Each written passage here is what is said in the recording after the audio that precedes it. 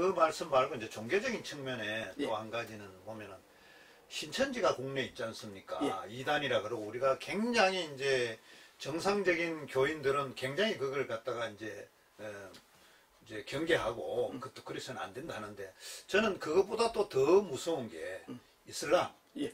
이슬람이 지금 뭐 전국적으로 각 도시마다 특히 학교, 유학생이라는 그 빌미로 학교마다 다 돌아서 장학금도 뭐 어느 정도 면제해주고 요즘 대학들이 학생이 없잖아요. 그러니까 외국 사람들이 공부하겠다 하면은 정책적인 측면에서도 받아주고 이러다 보니까 대구 같은 데는 어떤 저 경북대 근방에 복현동이 한 그 인근에 집단화 해서 모스크? 예. 하여튼 그 모스크요. 예, 그 모스크가 이제 처음에는 그냥 학생들이 뭐 지고다가 사는 데로 알지만은 여러 그 사람들이 집단화해서 땅을 사고 하고 어느 일정 기간이 되니까 모스크가 세워지더라. 건축을 하더라. 이래서 건축 반대 운동하고 있지 않습니까? 예. 그러니까 이제 이슬람은 제가 봤을 때는 이 국가 개념보다는 종교 개념이 굉장히 강해서 그렇죠. 예. 뭐 특히 기독교를 굉장히 이걸 억압해서 뭐 완전히 죽기 살기로 이걸 갖다 배척하는 그런 집단인데 특히 그 이슬람은 기독교인하고는 절대 결혼도 안 하고 또 그 일부 다처제고 뭐 이런 부분 많습니까? 이런 종교가 국내에 서서히 지금 눈이 안 보이 이 시간에도 눈이 안 보이지만은 우리가 모르는 사이에 우리 턱 앞으로 들어왔다. 예. 그런 생각이 들어요. 예, 맞습니다. 이 부분에 대해서 또 목사님 또 얘기 좀 앞서가는 또 리더 목사님이시니까 어떻게 그걸 또 우리가 좀 뚫고 나가서 기독교가 안정적으로 자리매김할 수 있을까? 그 측면에서 한 말씀 해주시죠.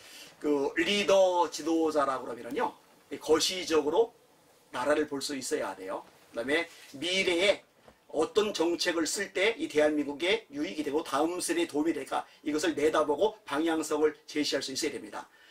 사실 이슬람 사람들, 또 난민들 유입하는 것을 허용했다가 폭망하고 있는 나라들이 유럽에 많이 있어요. 프랑스의 교사나가 무함마드를 모욕하는 샤를르디 그 무함마드 만평, 그거를 보여주니 어쩌니 그것 때문에 목이 잘려 죽었죠. 얼마 전에 이것 때문에 나라가 발칵 뒤집혔어요. 독일의 쾰른 지역 같은 데서는 이 집단 강간 사건들이 발생을 해요. 그러니까 이 무슬림 사람들, 이슬람 사람들은요, 이 히잡을 둘러서지 않은 여자들은 강간해도 된다는 그런 식의 사고방식을 가지고 있어요. 그러니까 집단 강간 사건이 일어났는데 경찰력도 그때 소용이 없었고 이게 유야무야 덮어지면서 넘어갔어요. 영국도 이슬람화가 급격히 진행이 됐는데, 그래서 어떤 이야기까지 나오느냐, 영국 국회의원 중에 이슬람이 이렇게 많은데 이들의 문화를 존중해 주자. 그러니까 이제 우리나라는 일부 다처제도 허용하는 데까지 나가야 된다. 이런 지금 꼴까지 나타나고 있어요. 아주 심각한 일이죠. 근데 이 대한민국에서도 이들이 자꾸 문을 열어주려고 하는 이런 흐름들이 있어요. 그렇죠. 이거 아주 심각한 일입니다. 아주 문제가 클 수밖에 없어요.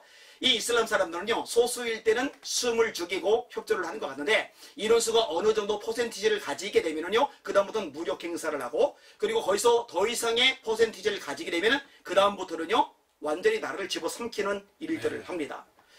우리나라에서 그 할랄 단지 조성이 이제 보편적으로 퍼져나갈 때, 그 서울 광장에서 할랄 단지 조성 반대 국민대회가 열렸어요. 근데 이제 세 사람이 강사가 초청이 됐는데, 저랑 이란교회 이만성 목사님이랑 이혜원 의원이랑 이렇게 같이 이제 강사로 가서 이제 메시지를 전하는 적이 있었는데, 이 이슬람 문제는 지금 적기라고 생각을 해요. 막는 게. 지금 못 막아내고 계속 문을 허용하게 된다면은 이 대한민국은 파국을 향해 굴러 떨어질 수밖에 없다. 저는 이제 그렇게 판단을 합니다. 아까 이제 말씀하셨듯이 지금 대학들마다 이슬람 기도처들이 만들어지고 있고, 모스크들이 또 형성이 돼 가고 있고, 아까 얘기하셨듯이 대구 지역에서도 모스크를 짓는데 다행히 지역 주민들이 들고 일어나서 대구 서구청인가에서 일단 중단을 시켜놨어요. 근데 주민들이, 국민들이 목소리를 내고 싸우면은 이게 허가가 됐더라도, 건축이 진행이 되더라도 중단이 돼요. 그리고 참 감사한 것 중에 하나가 뭐냐면요, 제가 이제 모니터링을 늘 하는데, 이슬람 관련된 기사들 댓글 모니터링을 쭉 하다 보면요, 우리나라 국민들 대다수는요, 이 유럽 같은 나라 이슬람의 폐해를 아주 심각하게 바라보고 있기 때문에 우리나라의 이슬람이 유일하고 이들에게 자꾸 어떤 특혜를 주는 것에 대해서 거부감, 반발이 많아요. 그러니까 이런 정보들을 미리 이렇게 던져주기만 해도 그들이 알아서 반대 운동을 펼치겠더라고요. 이 대구 쪽에도 기독교인들이 앞장선 게 아니에요. 그렇죠. 일반 그 주민들. 지역에 일반 주민들이 앞장선 네. 거예요. 그러니까 어디에 어떤 일이 진행이 되고 있다. 한란 단지가 조성이 되고 있다. 기도처가 만들어지고 있다. 모스크가 세워지고 있다. 그러면은 이걸 아는 즉시 그 지역 주민, 지역사회에 좀 알려주면은 자체적으로 움직여서 막아낼 수가 있어요. 네. 그러니까 그렇게 하면 좋을 것 같고, 그 다음에 난민 관련된 법안 같은 것들 요 부분에 대해서도 그 지역 주민들에게 어느 지역의 어느 의원이 이 난민 관련해서 이슬람 유입을 좋게 편하게 만들려는 법안을 제출하고 있다. 그러면 이건 들고 일어날 수 있거든요. 그리고 국회의원들은 당리 당략도 두 번째고 일단은 이 금배지가 지상 과제입니다. 네, 그렇죠. 그러니까 지역 주민들이 결사 반대하면은 뒤로 물러날 수밖에 없는 게 국회의원들의 한계거든요. 정보를 미리 알고 제대로 전달해 주는 것, 요 역할들을 좀 집중적으로 할 사람들이 좀 필요하다. 제가 볼 때 그게 굉장히 중요한 전략이 될 수다. 이렇게 판단을 합니다. 네.